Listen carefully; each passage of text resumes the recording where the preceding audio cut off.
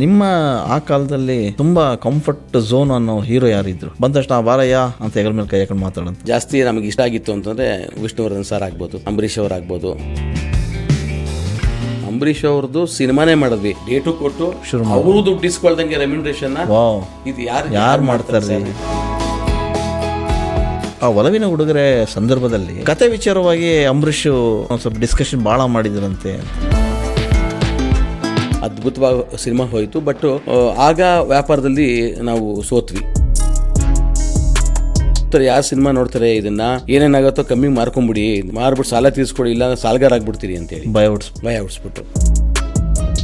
Sir, ನಿಮ್ಮ ಆ ಕಾಲದಲ್ಲಿ ತುಂಬಾ ಕಂಫರ್ಟ್ ಝೋನ್ ಅನ್ನೋ ಹೀರೋ ಯಾರಿದ್ರು ನಿಮಗೆ? ಬಂದ ತಕ್ಷಣ ಬಾರಯ್ಯ ಅಂತ ಹೆಗಲ ಮೇಲೆ ಕೈ ಹಾಕೊಂಡು ಮಾತಾಡೋದು. ಎಲ್ಲರೂ ಒಬ್ರು ಇಬ್ರು ಅಂತ ಹೇಳಕ್ಕಾಗಲ್ಲ, ಯಾಕಂದ್ರೆ ಇದು ಏನ್ ಗೊತ್ತಾ, ಬೇಸರ ಆಗತ್ತೆ. ಎಲ್ಲ ನಮ್ಗೆ ಬೇಕಾದವ್ರೆ ಅದು ಹೌದು. ಜಾಸ್ತಿ ನಮಗೆ ಇಷ್ಟ ಆಗಿತ್ತು ಅಂತಂದ್ರೆ ವಿಷ್ಣುವರ್ಧನ್ ಸರ್ ಆಗ್ಬೋದು, ಅಂಬರೀಷ್ ಅವ್ರು ಆಗ್ಬೋದು. ಅಂಬರೀಷ್ ಅವ್ರದ್ದು ಸಿನಿಮಾನೇ ಮಾಡಿದ್ವಿ.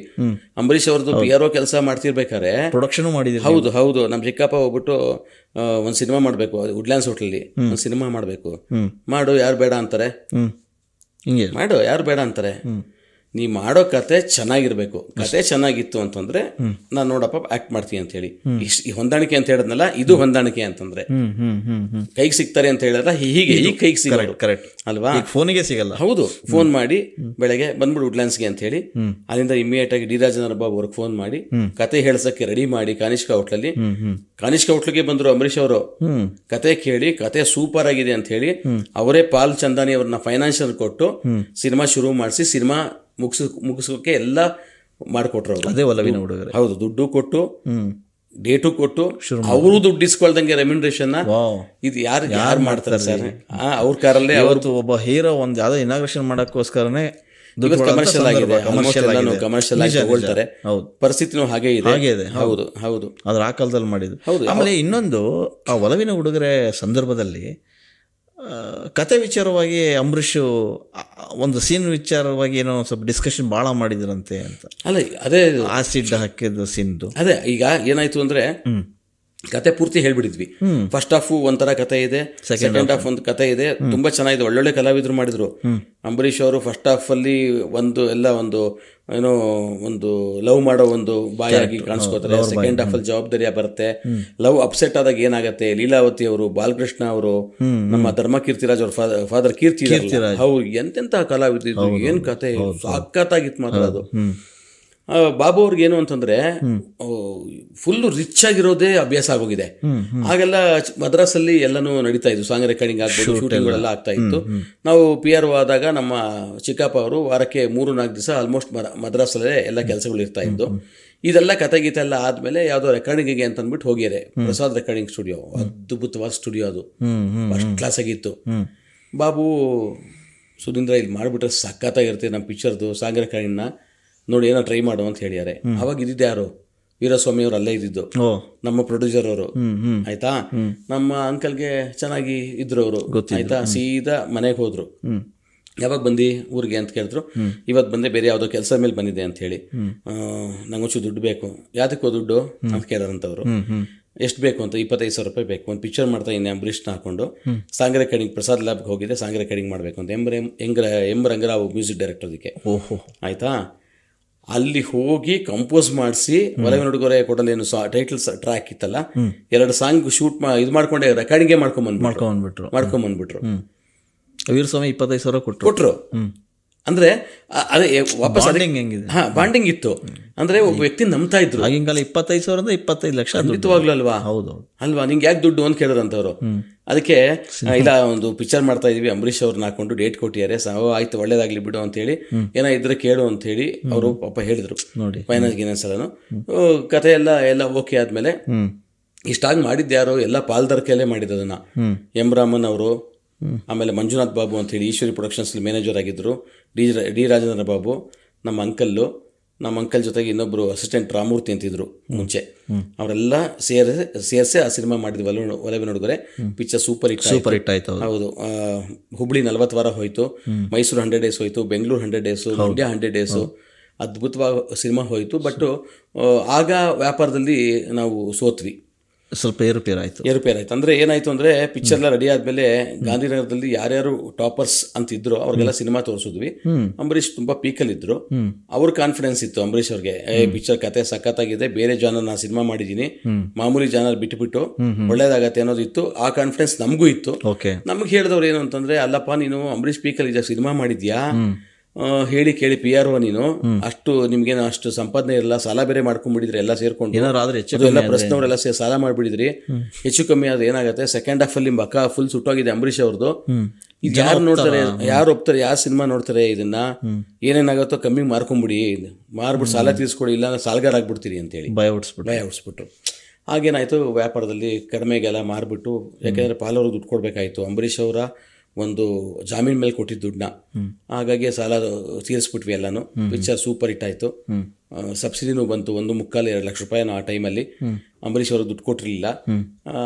ಸಬ್ಸಿಡಿ ಬಂದ್ಮೇಲೆ ನಾವು ಯಾರು ತಗೊಳ್ಳೋದು ಬೇಡ, ತಗೊಂಡೋಗಿ ಕೊಟ್ಬಿಡೋಣ ಅಂಬರೀಷ್ ಅವರಿಗೆ ಅಂತ ದೊಡ್ಡ ಗುಣ ಆಯಿತು. ಅವ್ರು 5 ಜನನು ಒಂದೇ ಸಮ ಮನಸ್ಸಿಂದ ಎಲ್ಲ ಮೈಸೂರಿಗೆ ಹೋಗಿ ಕೊಟ್ಟಾಗ, ಇಲ್ಲ ನಿಮ್ಗೇನೂ ಆಗಿಲ್ಲ ನಂಗೆ ಗೊತ್ತಾಯ್ತು, ವ್ಯಾಪಾರದಲ್ಲಿ ಪ್ರಾಬ್ಲಮ್ ಆಗಿದೆ ಅಂತೇಳಿ ನೀವೇ ಇಟ್ಕೊಳ್ಳಿ ಅಂತ ಅಂದಾಗ, ಇಲ್ಲ ಸರ್ ಬೇಡ, ನೀವು ಇಟ್ಕೊಳ್ಳಿ, ಅದನ್ನ ನಮ್ಗೆ ತುಂಬಾ ಹೆಲ್ಪ್ ಮಾಡಿದ್ರ ಅಂತ ಹೇಳಿ ದೊಡ್ಡ ಉಪಕಾರ ಮಾಡಿದ್ರು, ತುಂಬಾ ದೊಡ್ಡ ಉಪಕಾರ. ಅದಾದ್ಮೇಲೆ ಇನ್ನೊಂದು ಸಿನಿಮಾ ಮಾಡಿದ್ರಿ ಪ್ರೊಡಕ್ಷನ್, ಒಟ್ಟು ಪಾರ್ಟ್ನರ್ಶಿಪ್ ಅಲ್ಲೇ 6-7 ಸಿನಿಮಾ ಮಾಡಿದ್ರು.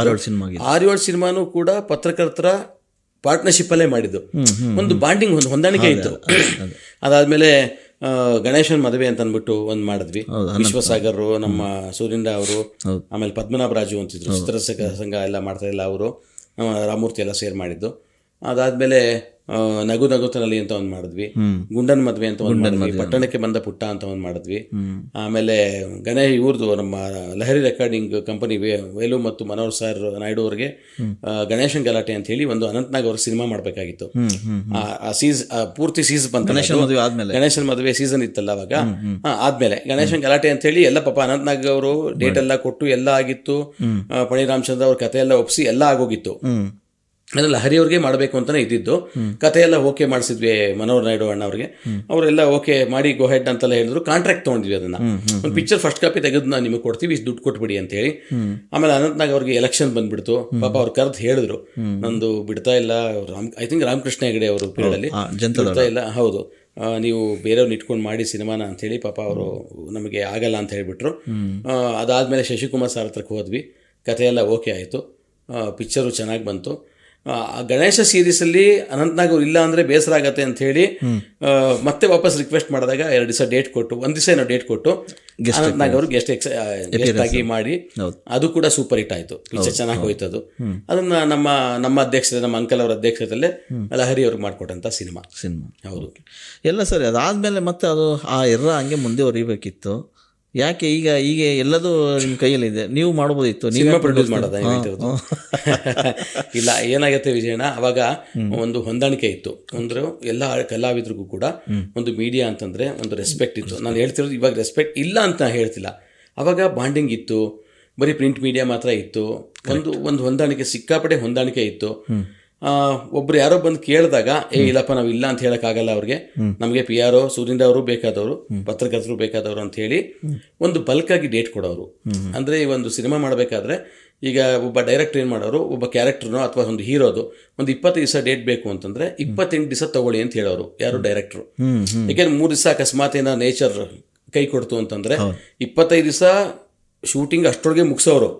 ಆಯ್ತಾ, ಎಲ್ಲ ಸ್ಕ್ರಿಪ್ಟಿಂದ ಹಿಡಿದು ಪ್ರತಿಯೊಂದು ರೆಡಿ ಮಾಡ್ಕೊಂಬಂದು ಏನು ಸೀನ್ ತೆಗಿಬೇಕು ಅಂದ್ರೆ ಅದೇ ಸೀನ್ ತೆಗಿಯೋರು.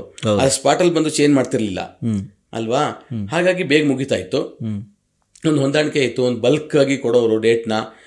ಕಾಲ ಬದಲಾದಂಗೆ ಇವಾಗ ಪರ್ ಡೇ ಅಂತ ಬಂದ್ಬಿಟ್ಟಿದೆ. ಯಾರೇ ಆಗಲಿ, ಈಗ ಲೇಬರ್ಸ್ ಆಗಲಿ ಅಥವಾ ಕಲಾವಿದರಾಗಲಿ, ಬೆಳಗ್ಗೆ 9 ಗಂಟೆಯಿಂದ 6 ಗಂಟೆವರೆಗೂ ಇಷ್ಟು ರೆಮ್ಯುನರೇಷನ್ ಅಂತ ಆಗಿದೆ. ಅದು ಲಕ್ಷ ಲೆಕ್ಕಕ್ಕೆ ಹೊರಟೋಗಿದೆ. ಅದು ಅಷ್ಟು ಕೊಡಕ್ಕೆ ಇವಾಗ ನಮಗೆ ಅಂದ್ರೆ ಮಾಡ್ಬೋದು, ಸಿನಿಮಾ ಮಾಡ್ಬೋದು. ಸುಮಾರು ಜನ ನನಗೆ ಕೇಳಿದ್ರು, ನಿಮ್ಮ ಅಂಕಲ್ ಸೂರ್ಯಂಡ ಅವ್ರು ಸಿನಿಮಾ ಮಾಡ್ತಾಯಿದ್ರು, ಒಳ್ಳೊಳ್ಳೆ ಸಿನಿಮಾ ಮಾಡಿದ್ದಾರೆ, ನಿಮಗೆ ಸಿನಿಮಾ ಮಾಡೋಕ್ಕೆ ಭಾಳ ಈಸಿ, ಎಲ್ಲ ನಿಮಗೆ ಎಕ್ಸಸ್ ಇದ್ದಾರೆ, ನಿಮ್ಗೆ ಎಲ್ಲರೂ ಸಿಗ್ತಾರೆ. ಈಗ ಇಂಡಸ್ಟ್ರಿ ಅವರಾಗ್ಬೋದು ಅಥವಾ ಯಾವುದೇ ಹೀರೋಗಳಾಗ್ಬೋದು, ಯಾರೇ ಆದ್ರೂ ಕೂಡ ನೀವು ಆರಾಮಾಗಿ ಸಿನಿಮಾ ಮಾಡ್ಬೋದು ಅಂತಂದ್ರು. ಬಟ್ ಏನು ಅಂತಂದ್ರೆ ಈಗ ಜೀವನ ನಡ್ಕೊಂಡು ಹೋಗ್ತಾ ಇದೆ. ನಂಬ್ಕೊಂಡು ನನ್ನ ಫ್ಯಾಮಿಲಿ ಇದೆ, ನಮ್ಮ ಸೂರ್ಯನ್ ಅವ್ರ ಫ್ಯಾಮಿಲಿ ಇದೆ, ನಮ್ಮ ವಾಸು ಫ್ಯಾಮಿಲಿ ಇದೆ, ಆಯ್ತಾ, ಇನ್ನಿಬ್ರು ವರ್ಕ್ ಮಾಡ್ತಾರೆ ನಮ್ಮ ಹತ್ರಕ್ಕೆ, ಅವ್ರ ಫ್ಯಾಮಿಲಿಗಳಿದೆ. ಡಿಸ್ಟರ್ಬ್ ಆಗಬಾರ್ದು. ನಾಳೆ ಅಕಸ್ಮಾತ್ ಏನಾದರೂ ಒಳ್ಳೇದಾದ್ರೆ ತುಂಬಾ ಸಂತೋಷ. ಅದು ಮತ್ತೆ ಎಡವುತು ಅಂತಂದ್ರೆ ಆ ಸಾಲ ತೀರ್ಸಕ್ಕೆ ಆ ಟೆನ್ಷನ್ ಇದೆಯಲ್ಲ, ಆ ಟೆನ್ಷನ್ ಈ ಏಜಲ್ಲಿ ತಗೊಳಕ್ ಆಗೋದಿಲ್ಲ ಅದು. ಬಟ್ ಮಾಡ್ತೀವಿ, ಸಿನಿಮಾ ಮಾಡ್ತೀವಿ 100%. ನಮ್ಮ ಅಂಕಲ್ ಲೆಗಸಿನ ನಾವು ಕಂಟಿನ್ಯೂ ಮಾಡೇ ಮಾಡ್ತೀವಿ, ಒಳ್ಳೆ ಸಿನಿಮಾ ಮಾಡೇ ಮಾಡ್ತೀವಿ. ಅದಕ್ಕೆಲ್ಲ ಈಗ ಬೇರೆ ಬೇರೆ ಸುಮಾರು ಕಥೆಗಳೆಲ್ಲ ಒಂದು ಆಗ್ತಾ ಇದೆ. ಮಾಡ್ತೀವಿ ಚಿಕ್ಕ ಬಜೆಟ್ ಅಲ್ಲಿ. ಈ ವರ್ಷನೋ ಮುಂದಿನ ವರ್ಷನೋ ಶುರು ಮಾಡ್ತೀವಿ ನಮ್ಮ ರಾಘವೇಂದ್ರ ಚಿತ್ರವಣಿಯಿಂದ. ಒಂದು ಒಳ್ಳೆ ಸಿನಿಮಾ ಮಾಡ್ತೀವಿ. ಒಂದು ಬಜೆಟ್ ನಾವು ಅಕಸ್ಮಾತ್ ಹೆಚ್ಚು ಕಮ್ಮಿ ಆದ್ರೂ ತಡ್ಕೋಬೇಕು. ಯಾರು ಬಂದು ಸಾಲಗಾರರು ಈ ಸಾಲ ಕೊಡಬೇಕು ಅಂತ ಹೇಳಬಾರ್ದು. ನಮ್ಮ ದುಡ್ಡು ಹಾಕಿ ನಾವು ಮಾಡೋದು ಅಷ್ಟೇ. ಹೋದ್ರೆ ನಮಗೆ ಬಂದ್ರು ಹಂಗೆ. ದೇಹದಲ್ಲಿ ಬ್ಯಾಡ್ ಕೊಲೆಸ್ಟ್ರಾಲ್ ಜಾಸ್ತಿ ಆದಾಗ ಹಾರ್ಟ್ ಅಟ್ಯಾಕ್ ಆಗೋ ಚಾನ್ಸಸ್ ಜಾಸ್ತಿ. ಇತ್ತೀಚೆಗಂತೂ ಸಿಕ್ಕಾಪಟ್ಟೆ ನ್ಯೂಸ್ನ ಕೇಳ್ತಾನೆ ಇದ್ದೀವಿ. ಸೊ ಬ್ಯಾಡ್ ಕೊಲೆಸ್ಟ್ರಾಲ್ನ ಕಮ್ಮಿ ಮಾಡೋದಕ್ಕೆ ಉತ್ತಮವಾದ ಆಹಾರ ತುಂಬ ಇಂಪಾರ್ಟೆಂಟು. ಜೀನಿ ಸ್ಲಿಮ್ ಯೂಸ್ ಮಾಡಿ. ಕರೆಕ್ಟ್. ಜೀನಿ ಸ್ಲಿಮ್ನಲ್ಲಿರುವಂತಹ ಎಷ್ಟೋ ಆಹಾರ ಧಾನ್ಯಗಳು ಕೊಲೆಸ್ಟ್ರಾಲ್ ಲೆವೆಲ್ನ ಕಮ್ಮಿ ಮಾಡೋದಕ್ಕೆ ಹೆಲ್ಪ್ಫುಲ್ ಆಗುತ್ತೆ. ಸೊ ಹೆಲ್ದಿ ಆಗಿರಿ, ಜೀನಿ ಸ್ಲಿಮ್ನ ಯೂಸ್ ಮಾಡಿ.